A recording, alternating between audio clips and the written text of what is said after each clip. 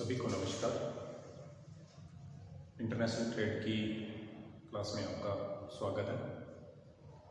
आज हम अध्ययन करेंगे अंतर्राष्ट्रीय व्यापार में। जैसे हमने अध्ययन किया था अभी तक कि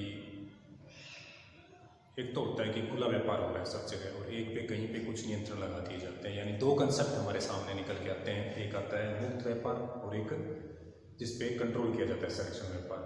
आज का जो टॉपिक रहेगा हमारा वो रहेगा मुक्त व्यापार बनाम संरक्षण, फ्री ट्रेड वर्सेस जो आपका प्रोटेक्शन। इंटरनेशनल ट्रेड में क्या होता है कि या तो दो देशों के मध्य व्यापार जो हो रहा है वो बिना किसी रोक टोक के पूर्ण स्वतंत्र रूप से हो रहा है। दोनों देशों के नियम कायदे समान हैं, उनका वस्तुओं की आवाजाही बिना किसी कंट्रोल के है, दोनों देशों के नियम समान हैं, उन पे किसी प्रकार का कोई नियंत्रण नहीं किया जा रहा है, कोई तटकर नहीं लगाया जा रहा है।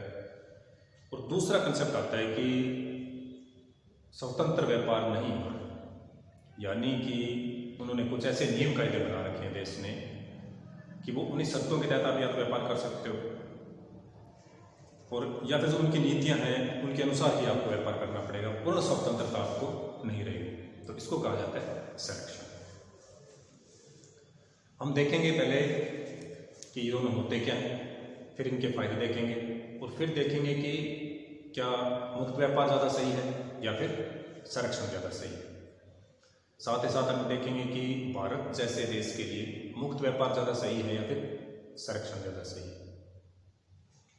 तो पहले हम लेते हैं फ्री ट्रेड की बात करते हैं, मुक्त व्यापार की। दो कंसेप्ट हैं आपको बताया गया, मुक्त व्यापार और संरक्षण, फ्री ट्रेड और प्रोटेक्शन। मुक्त व्यापार क्या होता है? आयात निर्यात पर कोई प्रतिबंध नहीं होता आपका, तटकर नहीं, किसी तरह का कोई कोटा या अभ्यास आपने नहीं निर्धारित कर रखा है। आवागमन की पूर्ण स्वतंत्रता, कोई नियंत्रण नहीं, वस्तुओं का स्वतंत्र, वस्तु या सेवाओं का स्वतंत्र आवागमन होता है। संरक्षण का क्या होता है? अभाव होता है। अब कोई प्रतिबंध नहीं का मतलब क्या है कि वस्तुएं स्वतंत्र रूप से आ जा रही है, भले ही वो आपके देश के अंदर आप उसका प्रोडक्शन कर रहे हैं, लेकिन अगर विदेश से जो वस्तु आ रही है तो आपको उसको उस रेट पे लेना पड़ता है। इस रेट पे वो आ रही है, आप उस पर प्रतिबंध नहीं लगा सकते, टैक्स नहीं लगा सकते उसके ऊपर कि कोई तटकर आप नहीं लगाएंगे। अब जैसे कि भारत में कोई वस्तु उत्पादित हो रही है, उसकी कॉस्ट है 20 रुपये, दूसरे देश से वो वस्तु आ रही है हमारे यहाँ 35 रुपये, तो जब हमारे यहाँ उसकी कॉस्ट मान लो 20 रुपये है, तो जब वो 10 रुपये में आएगी तो यहाँ वाली वस्तु तो बिकेगी नहीं। तो उस वस्तु को महंगी कैसे किया जाए? तो उन पर क्या लगाया जाता है? कर लगाया जाता है, जो कि इस पद्धति के अंदर आएंगे, तरीकों के अंदर सारे में। तो फ्री ट्रेड में क्या होता है? आप कोई टैक्स वगैरह नहीं लगाते, स्वतंत्र व्यापार होता है, कोई कोटा या अभ्यास नहीं, यानी आप लिमिटेशंस फाइनल नहीं कर सकते कि ये वस्तु इतनी आएगी, इस रेट पे आएगी, तो इस चीज़ें आप ये निर्धारित नहीं करते। ओपन मार्केट होता है, आवागमन पर नियंत्रण नहीं और संरक्षण का अभाव होता है। तो ये सारी विशेषताएं जान के उसको क्या कहा जाता है? स्वतंत्र व्यापार या फ्री ट्रेड कहा जाता है। ये सारी विशेषताएं मुक्त व्यापार की। अब इसके प्लस पॉइंट क्या है? अगर मुक्त व्यापार आता है तो उसके फायदे क्या है? विश्व के साधनों का अनुकूलतम प्रयोग होता है। पहला पॉइंट लिखिए, विश्व के साधनों का अनुकूलतम प्रयोग। हर देश के पास कुछ भौगोलिक साधन है, तो जब आप फ्री ट्रेड कर रहे हैं तो वो वस्तुएं जो उत्पादित हो रही हैं वो ऐसी जगह जा सकती हैं जहाँ पर वो वस्तु उत्पादित नहीं हो रही। तो ये क्या हो रहा है? संसाधनों का ऑप्टिमम यूज हो रहा है। तो ये किससे फायदा मिला? फ्री ट्रेड से। अगर आपने प्रोटेक्शन लगा रखा है या कंट्रोल कर रखा है तो जो देश जो चीजें बना सकता है वही कल यूज करेगा, उसको दूसरे देश तक तो वो पहुंच ही नहीं पाएंगे। तो मुक्त व्यापार का सबसे बड़ा फायदा क्या है? विश्व के साधनों का अनुकूलतम प्रयोग होता है। दूसरा, उपभोक्ता संतुष्टि। आपको इंटरनेशनल लेवल के सारे प्रोडक्ट्स या सर्विसेज आपको अवेलेबल होती है, तो कस्टमर सेटिस्फेक्शन क्या होगा? ज़्यादा होगा। राष्ट्रों में सहयोग, कोई देश दूसरे देश में कोई वस्तु भेज रहा है और उसके पास वो वस्तु पैदा नहीं हो रही और सामने वाले देश के पास हो गई, तो वो उसको उस रेट पे आसानी से अवेलेबल करवा देता है, क्योंकि उसको भी उसकी आवश्यकता है और दूसरे वाले देश को दूसरी वस्तु की आवश्यकता है। तो जब स्वतंत्र व्यापार होता है तो राष्ट्रों में क्या होता है? आपसी सहयोग की भावना का विकास होता है। बाजार विस्तार, जब आपने कोई प्रोडक्शन कोई सिलेक्शन कुछ नहीं कर रखा है तो आपने जो प्रोडक्ट बनाया है वो आप कहीं भी सेल कर सकते हैं, तो आपके लिए संभावनाएं ज़्यादा बड़ी हो जाती हैं, बिजनेसमैन के लिए संभावनाएं ज़्यादा होती है, तो बाजार का विस्तार होता है, उसे एक अंतर्राष्ट्रीय स्तर का ग्लोबल मार्केट उपलब्ध होता है। अब जब ये सारी चीजें होंगी तो नए उद्योग धंधों का विकास होगा, टेक्नोलॉजी स्वतंत्र रूप से आ जा रही है, सेवाएं निर्बाध आ जा रही है, वस्तु निर्बाध आ जा रही है, तो क्या होगा, नए उद्योग धंधे विकसित होंगे, टेक्नोलॉजी नहीं रहेगी, तो ये इसका फायदा होगा। एकाधिकार पर रोक, मोनोपोली नहीं रहेगी। जब स्वतंत्र व्यापार हो रहा है तो कोई भी देश किसी एक वस्तु के ऊपर एकाधिकार करके नहीं रख सकता। जब स्वतंत्र है तो हर जगह वस्तुएं अवेलेबल है। अल्प विकसित देशों को मदद, या पिछले जिस देश है जहाँ पर प्रोडक्शन नहीं हो रहा है, अगर ये बड़े वाले विकसित देश है ये संरक्षण दे दिया बना लें तो क्या वो वस्तुएं उनको अवेलेबल होंगी? नहीं हो पाएंगी। तो उनको क्या फायदा मिलता है? फ्री ट्रेड का फायदा मिलता है। संकट काल में रक्षा, जब राष्ट्रों में आपसी सहयोग हो रहा है, वस्तुएं आसानी से उपलब्ध है, अब किसी देश के अंदर कुछ इसका संकट आ गया, चाहे वो बाढ़ की कारण चाहे चाहे आग बुझने के कारण चाहे युद्ध टाइप की कंडीशन होती है, तो एक अंतर्राष्ट्रीय सहयोग हमें प्राप्त होता है। अब जैसे अकालीन कंडीशन हो गई, हमारे यहाँ अनाज पैदा नहीं हुआ तो हम आयात कर सकते हैं, तो ये क्या संकट काल में सुरक्षा के रूप में काम देता है। अगर हमने फ्री ट्रेड की नीति अपना लेंगे तो कौन सहयोग करेगा? फिर व्यापार चक्रों से सुरक्षित, उतार चढ़ाव आते हैं या कुछ मौसमी चीजें होती है जो हमारे यहाँ पे नहीं हो रही, किसी देश में नहीं हो रही, हमारे पास हो रही, तो हम उसको अवेलेबल करवा देते हैं। तो मंदी काल में, तेजी काल में ये चीजें एक दूसरे देश में मदद करते हैं, जिससे व्यापार चक्रों से क्या मिलती है? सुरक्षा मिलती है।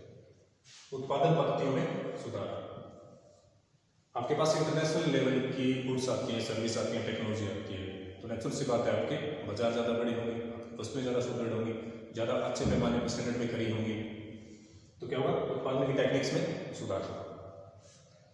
भौगोलिक स्थानीयकरण को प्रोत्साहन, या आप कह सकते हैं विशिष्टीकरण के लाभ। कैसे? अब किसी देश के अंदर या कुछ भौगोलिक कंडीशंस ऐसी होती है कि वहां पर वो वस्तु ज़्यादा अच्छी कम लागत के ऊपर पैदा की जा सकती है, तो वो देश वही चीज़ बनाता है, और दूसरे देश में कोई चीज़ है वो ज़्यादा बढ़िया बनाता है।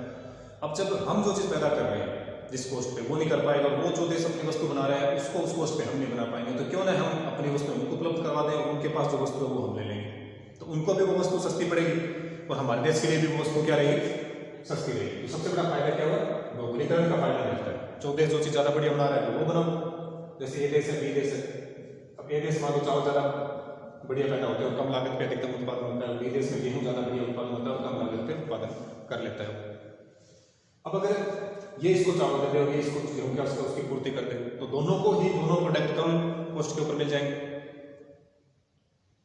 तो ये क्या हुआ? विशिष्टीकरण का लाभ लेता है। किसके अंदर? आपका मुक्त व्यापार के अंदर। तो ये सारी बातें क्या है? मुक्त व्यापार को लागू करने के लिए उपयोगी साबित होती है, और वर्तमान में मुक्त व्यापार ही अधिकतर देशों में देखने को मिलता है, क्योंकि सभी वस्तुएं एक देश में उत्पादन कर नहीं सकता, और जब आप ग्लोबलाइजेशन में अलग देशों से जुड़े होते हो तो आप संरक्षण की नीति अपना नहीं सकते, जो भी हम अध्ययन करेंगे तो लगभग हर जगह में ये मुक्त व्यापार देखने को मिलता है। हालांकि इसके अलग अलग फॉर्म्स होती हैं, कंट्रोल हो सकता है, सेमी कंट्रोल हो सकता है, या पूरा फ्री हो सकता है, लेकिन ये मेन जो बातें हैं कि ये फ्री ट्रेड से संबंधित है। अब बात करते हैं प्रोटेक्शन या संरक्षण की। अब इसका जस्ट अपोजिट, यहाँ सब कुछ स्वतंत्रता, यहाँ पे उस पर कंट्रोल कर लिया जाता है। घरेलू उद्योग धंधों को विदेशी प्रतिस्पर्धा से रक्षा प्रदान करने के लिए प्रतिबंधों का सहारा लिया जाता है। अब वो प्रतिबंध क्या क्या होते हैं उसका हम अलग देखेंगे, जैसे कोटा हो गया, आपने कोई टैक्स लगा दिया, आपने कुछ परसेंटेज फाइनल कर दी, आपने आपसे वस्तुओं के लेन देन का निर्धारण कर लिया, तो ऐसे बहुत से तरीके होते हैं लगाने के। तो मेन टारगेट क्या होता है इसका? घरेलू उद्योगों को विदेशी प्रतिस्पर्धा से रक्षा करने के लिए प्रतिबंध लगाए जाते हैं, और जब इन प्रतिबंधों के तहत व्यापार किया जाता है उसको संरक्षण के तहत विदेशी व्यापार बोला जाता है। अब जब सभी वस्तुओं का स्वतंत्र व्यापार के अंदर निर्बाध आवागमन हो रहा है, तो जो कम विकसित देश होते हैं या जो पिछड़े देश होते हैं वहां पर नेचुरल सी बात है कि जो लागत आती है आपकी वस्तु के उत्पादन में वो ज्यादा आती है तुलनात्मक रूप से विकसित देशों में। तो जब स्वतंत्र व्यापार ही होता रहेगा तो उनके खुद के उद्योग तो कभी विकसित नहीं हो पाएंगे, वो हमेशा किस पर डिपेंडेंट रहेंगे? उसी देश के ऊपर। तो हर टाइम देश की अर्थव्यवस्था के लिए लॉन्ग टाइम में ये सही साबित नहीं हो। तो हमें क्या करना चाहिए घरेलू उद्योगों की रक्षा के लिए, ताकि वो विदेशी प्रतिस्पर्धा से बच सकें, तो हमें कुछ प्रतिबंधों का सहारा लेना चाहिए, उसके तहत व्यापार करना चाहिए। अब जब हम इसके तहत व्यापार करेंगे तो उसके फायदे क्या होंगे? तो मुक्त व्यापार के संबंध में आप देखिए इसके गुण क्या है। सबसे पहला राष्ट्रीय सुरक्षा का उत्तर। राष्ट्रीय सुरक्षा का कैसे कि हमारे खुद के उद्योग धंधे विकसित होंगे, हम खुद ज्यादा आत्मनिर्भर होंगे, ज्यादा सुदृढ़ होंगे, तो राष्ट्रीय सुरक्षा ज्यादा सही रहेगी बजाय फ्री ट्रेड। हमारी आत्मनिर्भरता बढ़ेगी और संकट काल के लिए जरूरी भी है। हालांकि हमने इसमें देखा कि संकट काल में देश दूसरे देशों का सहयोग करते हैं, लेकिन सामरिक दृष्टि से जब बातें कुछ राजनीतिक इशू पर टिकी होती हैं तो जो देश होते हैं वो मदद नहीं करते हैं। हर देश चाहता है कि वो अपने पड़ोसी देश पर प्रभुत्व रखे, तो इसके लिए जरूरी है कि हम क्या हो, आत्मनिर्भर हो। तो राष्ट्रीय सुरक्षा को देखते हुए आत्मनिर्भरता के लिए संकट काल में क्या हो जाता है, प्रोटेक्शन जरूरी होता है, ताकि हम हमारे खुद के उद्योगों के ऊपर डिपेंडेंट हैं। हमारे राष्ट्रीय गुणों सभ्यता के लिए जरूरी है। अब जैसे जैसे मार्केट्स को फ्री ट्रेड में बदला जा रहा है, विदेशी वस्तुओं के साथ सेवाओं के साथ हमारी सभ्यता भी यहाँ पे आ रही है, तो हमें कुछ मूल्यों के साथ भी समाधान करना पड़ता है। अगर उसको प्रोटेक्शन के तहत रखेंगे तो इससे हमें सुरक्षा मिलेगी। शिशु उद्योगों की सुरक्षा, जो छोटे उद्योग होते हैं, कुटीर उद्योग होते हैं, उसकी सुरक्षा के लिए ये प्रतिबंध जरूरी है, क्योंकि वो मल्टीनेशनल कंपनियों के साथ में नहीं टिक पाते हैं, उस कॉस्ट के ऊपर वो चीज़ उपलब्ध करवाने में सक्षम नहीं होते। तो जब हमारे खुद उद्योगों की रक्षा करनी है तो हमें मुक्त व्यापार का सहारा से नहीं कर सकते हैं, संरक्षण का सहारा लेना पड़ेगा। स्वदेशी बाजार के विकास के लिए जरूरी, जब हम विदेशी वस्तुओं पर डिपेंडेंट रहेंगे तो हमारा खुद का बाजार क्या विकसित नहीं हो पाएगा। स्वदेशी बाजार के विकास के लिए ये जरूरी हो जाता है, आधारभूत ढांचे के विकास के लिए। और जब हम हमारे उद्योगों को प्रोटेक्शन देंगे, हम आत्मनिर्भर होंगे, तो हमें अधिक रोजगार भी उपलब्ध होगा। घरेलू रोजगार अधिक मिलेगा, रोजगार अधिक मिलेगा तो आ जाता होगा तो हमारा जीडीपी बढ़ेगा, हमारे देश की वृद्धि दर बढ़ेगी। राष्ट्रीय भावना जरूरी है। हमारा देश बहुत बड़ा देश है, लेकिन अभी भी हम क्या है, हर मामले के अंदर आत्मनिर्भर नहीं है। हम आज भी जब दो प्रोडक्ट्स की बात आती है तो हम साधारण रूप से बात करते हैं तो ये देखा जाता है कि विदेशी वस्तुओं को ज़्यादा अच्छा माना जाता है, जबकि ये नहीं होना चाहिए। हमारे अंदर हमारे देश भावना होनी चाहिए।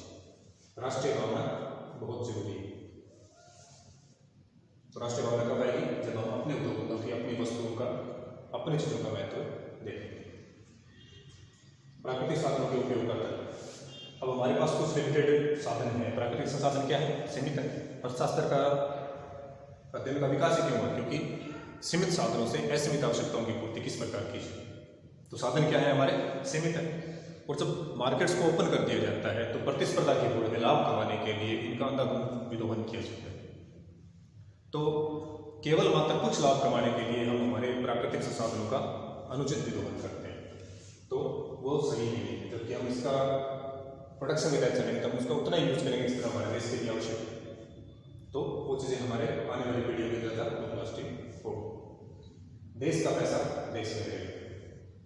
अब कुछ बातें बोली हो जाती है कि विदेश से उद्योग धंधे आएंगे, इंडस्ट्री जाएंगी, वो भारत में लगेगी, लेकिन वो इंडस्ट्री यहाँ की है, यहाँ की जो प्राकृतिक साधन को यूज करती हैं उनको फिर सेल करती हैं और विदेश में भी वस्तुएं बेचती हैं, और यहाँ जो प्रॉफिट कमाती है वो भी अपने देश के अंदर लेके जाती है। तो जो देश को फायदा होता है वो कम होता है। लेकिन जब हमारे देश के अंदर अपनों के लिए उत्पादन करेंगे तो अगर हम लाभ भी कमा रहे हैं तो भी वो कौन कमा रहा है, देश का व्यक्ति ही तो कमा रहा है। अब कोई कंपनी कमा तो बहुत रही है, लेकिन वो लाभ का हिस्सा ज्यादा आ रहा है विदेश के, उस देश के अंदर जहाँ वो कंपनी है। तो अगर देश का पैसा देश में रहना है, वास्तविक वृद्धि दर लेनी है और अमीर होना है, देश को अमीर बनाना है, तो संरक्षण ज्यादा सही है। व्यापार संतुलन के लिए जब हम फ्री ट्रेड रखेंगे, कम कॉस्ट पर हमारी वस्तुएं आएंगी, हमारे उसको कम्पीट नहीं कर पाएंगी, तो हमारा आयात बढ़ने लग जाता है, निर्यात कम होने स्टार्ट करते हैं, धीरे धीरे हमारा व्यापार असंतुलन हो जाता है। तो व्यापार अगर संतुलित हमें करना है तो हमें संरक्षण का सहारा लेना पड़ेगा। हमें आयात को कम और निर्यात को बढ़ाने के ऑप्शन लेने पड़ेंगे। और ये चीज़ हम कैसे कर पाएंगे? जब हम संरक्षण की नीति के तहत काम करेंगे, ना कि फ्री ट्रेड। और फ्री ट्रेड करेंगे तो किस शर्तें? नेचुरल निर्धारितों की मांग और पूर्ति के नियम से। व्यापार शर्तों में सुधार के लिए ये जरूरी है। नेक्स्ट, राशि पतन के तर्क के लिए। राशि पतन क्या होता है? डंपिंग, यानी कोई देश कभी कभी क्या करते हैं कि दूसरे देश की अर्थव्यवस्था को बर्बाद करने के लिए उत्पादन लागत से कम के अंदर वस्तु उपलब्ध करवा देते हैं दूसरे देश के लिए, ताकि वहां की मतलब नष्ट हो जाए। और अगर कोई देश ऐसा कर रहा है, यहाँ कर सकता है फ्री ट्रेड के अंदर, लेकिन अगर संरक्षण के लेकर व्यापार कर रहे हैं तो यहाँ देश नहीं कर पाएगा। हम उसको क्या लगा देंगे? टैक्स लगा देंगे, या उसको कोटा खाली कर देंगे, इतने ज़्यादा हमारे देश के अंदर उसको सेल नहीं करेंगे। तो राशि पतन से अर्थव्यवस्था को बचाया जा सकता है। विलासिता या आगे पर आयात पर हम रोक लगा सकते हैं। जब निर्बाध व्यापार होगा तो कुछ वस्तुएं ऐसी होती है जो विलासिता की नशेगी या हानि पर होती है, या जो प्रोडक्टिव नहीं होती हमारे लिए, उन वस्तुओं का भी आयात करते रहते हैं। फ्री ट्रेड में तो वो होता रहेगा, लेकिन अगर संरक्षण है उसके अंदर हमें इनसे सुरक्षा मिलती है। तो ये थे आपके संरक्षण के पक्ष में तर्क। हमने फ्री ट्रेड देखा। फ्री ट्रेड की अगर हम कमियां बताना चाहें तो ये उसकी कमियां होंगी कि इन छोटे उद्योगों को फायदा नहीं मिलता, वो नष्ट हो जाएंगे, अर्थव्यवस्था चिन्हित हो जाएगी, आधारभूत ढांचे का विकास नहीं होगा, रोजगार का मिलेगा, देश का पैसा बाहर जाएगा, व्यापार संतुलन होने की संभावना रहेगी। तो ये सारे क्या हो गए? फ्री ट्रेड के दोष हो गए। गुण आपको बता दिए, दोष हो गए। अब ये हो गया आपके प्रोडक्शन के गुण। इसके दोष बताने हैं, इसके दोष क्या हो जाएंगे? ये सब किसमें स्वतंत्र आवागमन नहीं होगा, टेक्नोलॉजी नहीं आएगी, देश का मार्केट छोटा रहेगा, अंतर्राष्ट्रीय बाजार नहीं मिलेगा, हमारे व्यापार संतुलन अलग के पक्ष में निर्यात हमारे जब हम कंट्रोल कर रहे हैं, सामने वाला देश भी कंट्रोल कर ले तो हमारे निर्यात नहीं बढ़ेगा। तो ये सारे क्या हो जाते हैं? संरक्षण के विपक्ष में करना हमें क्या चाहिए? हमें एक संतुलित व्यवस्था बना के चलनी चाहिए कि जो आवश्यक वस्तुएं हैं या जो टेक्नोलॉजी से संबंधित वस्तुएं हैं, हमारे पास कोई ऐसी चीजें आ रही जिससे हमारा प्रोडक्शन बढ़ेगा, तो उसमें आयात हमें करना चाहिए। रोजमर्रा की वस्तुएं या विलासिता की वस्तुएं, इन टाइप की चीजों में हमें इन पे नहीं आयात करना चाहिए। हमें आत्मनिर्भर होने की कोशिश करनी चाहिए ताकि संकट काल में हमारे लिए उपयोगी हो। और वैसे भी भारत का जो मार्केट है वो खुद का एक बड़ा प्रोडक्शन जो कंजप्शन मार्केट है खुद का बहुत बड़े बायर हम खुद हैं। तो अगर हम हमारे उद्योगों को डेवलप करेंगे तो निश्चित रूप से हमारे खुद के लिए एक बड़ा मार्केट हमारे पास अवेलेबल है, हमारी खुद की एक डिमांड हमारे पास है। हालांकि ये नहीं है कि आप पूरी तरह से संरक्षण के अंदर ही रहेंगे, आप अपनी अर्थव्यवस्था को एक बंद अर्थव्यवस्था बना लें, ऐसा भी नहीं है। लेकिन हमें ये ध्यान रखना है कि जो फ्री ट्रेड है या मुक्त व्यापार है उसके हानि हमारे लिए क्या हो सकती है। कहीं ऐसा ना हो कि उसके ग्लोबलाइजेशन के चक्कर में हम अपने उद्योगों को, हमारे राज्य को छिन्न कर दें और फिर जब विदेशी वस्तुएं अपनी मर्जी से बेचेंगे तो हमें वो रेट देनी पड़ेगी, क्योंकि हमने हमारे उद्योगों को क्या कर दिया? नष्ट कर दिया। तो ऐसी चीज ना हो। अब जैसे संरक्षण की हमने बात कर ली, लेकिन संरक्षण किस किस तरीके से किया जा सकता है? तो संरक्षण की जो तकनीक है या जो मेथड्स है वो कौन कौन से हो सकते हैं, कैसे लगाए जाते हैं संरक्षण के तरीके? इसमें पहले लिखिए आप वैधानिक विषय,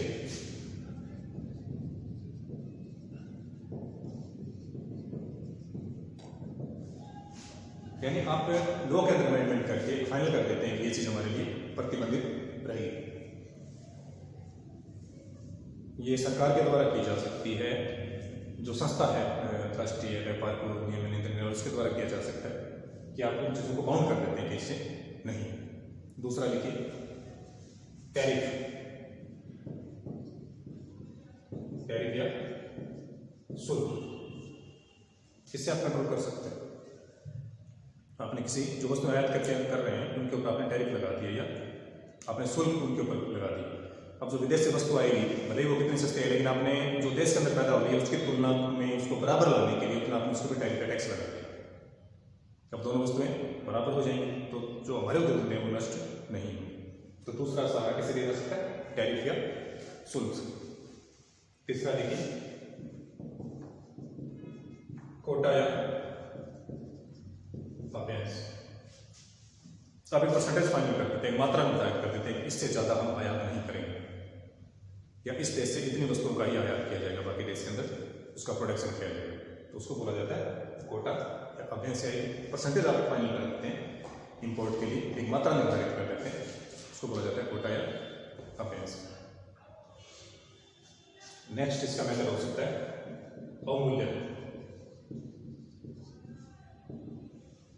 अवमूल्यन हालांकि इसका डायरेक्ट मेथड तो नहीं है, लेकिन तरह से इनडायरेक्ट मेथड है। इनडायरेक्ट मेथड कैसे है कि संरक्षण हम कब प्रदान करते हैं, जब हमें क्या करना होता है, हमें आयात कम करने होते हैं, हमारी वस्तुओं का हमारा उत्पादन बढ़ाना होता है, हमारे निर्यात बढ़ाने होते हैं। तो जब आप अवमूल्यन करते हैं तो इसका इनडायरेक्ट इफेक्ट क्या आता है कि आपके आयात महंगे होने लग जाते हैं और आपके निर्यात सस्ते होते हैं। जब ये चीज होगी तो आपकी निर्यात बढ़ेगी। तो एक तरह से जब निर्यात बढ़ेगी तो लोग वस्तुओं का तो निर्यात हो रहा है, उनको उद्योगों का मिलेगा, संरक्षण मिलेगा। तो चौथा पॉइंट था आपका अवमूल्यन। नेक्स्ट देखिए लाइसेंस प्रणाली।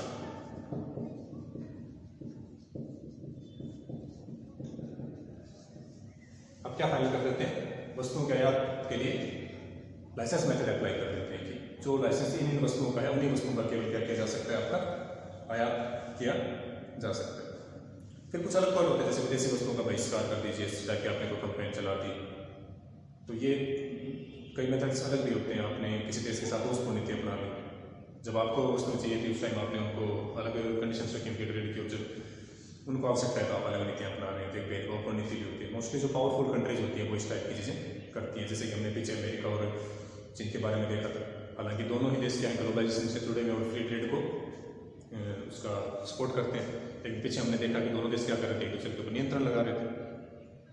तो फिर फ्री ट्रेड कहाँ गए, क्योंकि उनकी खुद की सामरिक दृष्टि से वो बातें उपयोगी हो गई थी। उन्होंने क्या कर दिया, टैक्स लगाने स्टार्ट कर दिए थे। एक तरफ आप फ्री ट्रेड की बात करते हैं और एक तरफ आप वापस प्रोटेक्शन पे आ जाते हैं, तो उसको बोला जाता है भेदभावपूर्ण नीति। तो वो भी इसमें चूज की जा सकती है। मेनली आपके ये मेथड्स होते हैं संरक्षण के, वैधानिक विषय, टैरिफ या शुल्क, कोटा या अभ्यंस, अवमूल्यन और लाइसेंस प्रदान। तो ये थे आपके टोटल मेथड्स ऑफ प्रोटेक्शन कि संरक्षण आप किस हिसाब से कर सकते हैं। अब भारत में कौन सी नीति श्रेष्ठ है हमारे लिए, तो आपको क्या बताया, हमारा बड़ा मार्केट है, हमारे पास खुद के बाहर है, हमारे पास नेचुरल रिसोर्सेज काफ़ी हैं, तो हमें फ्रीली ओपन ट्रेड करने की बजाय प्रोटेक्शन मेथड के तहत हमें करना चाहिए। इसका जरूरी ये नहीं कि हमने भेदभाव नीति या उन चीज़ों को अपना के चलना, हमें फ्री ट्रेड को भी ध्यान में रखना और मुक्त व्यापार की में जो कमियां हैं उनको ध्यान में रखने के लिए जो आपकी संरक्षण की जो उपाय बताए गए थे उनमें से कुछ मेथड्स आपको वो लगा के चलने चाहिए। आपको लिमिटेड आयात करना चाहिए, जो आवश्यक वस्तुएं उन्हीं का आप आयात कीजिए, जैसे कि आपकी मेडिसिन हो गई या फिर आपके सुरक्षा के उपकरण हो गए या इस टाइप की जो चीज़ें अब जैसे कृषि के जो चीज़ें हैं या डेली रोज़मर्रा की जो वस्तुएं हैं जिनको हम खुद प्रोड्यूस कर सकते हैं, तो हमें उन पर ज़्यादा ध्यान देना चाहिए। हमारे उद्योगों को ज़्यादा सुदृढ़ बनाना चाहिए ताकि हम आत्मनिर्भर हों। हमारी इकोनॉमी जब इतनी बड़ी है तो क्यों ना हम निर्यात के अंदर भी एक बढ़िया, जैसे चाइना एक अच्छा प्रदर्शन कर रहा है निर्यात के लिए, तो अगर हम इन नीतियों को पर चलाएंगे तो वो हमारे लिए भी हमारी अर्थव्यवस्था को सुदृढ़ करने में सहयोग साबित होगा। चाइना क्यों इतना अच्छा प्रदर्शन कर पा रहा है, वहाँ पे हालांकि वो भी ओपन ट्रेड को करता है, लेकिन वो अपने उद्योगों को इतनी बढ़िया फैसिलिटी सुविधाएं उपलब्ध करवाता है कि वो जो कॉस्ट है उनकी वो कम आती है। तो हमें भी उन चीज़ों पर ध्यान देने की आवश्यकता है। हमें इंफ्रास्ट्रक्चर पे, उद्योग धंधों के ऊपर, हमारी टेक्नोलॉजी के ऊपर ध्यान देना ही पड़ेगा, लेकिन कुछ उद्योग धंधों को एक बार स्टेबल करने के लिए हमें संरक्षण जो हमने भी अध्ययन किया उस मेथड्स के जो कुछ टेक्निक्स हैं उनको यूज़ करके उनको प्रोडक्शन एक बार स्टेबल करना आवश्यक है, ताकि धीरे धीरे फिर जब वो एक बार सेट हो जाएंगे तो अच्छा प्रदर्शन करेंगे विदेशी वस्तुओं की तुलना में या विदेशी उद्योग धंधों की तुलना में। तो भारत को संरक्षण की नीति के तहत चलना चाहिए। आज के लिए इतना ही। Thank you.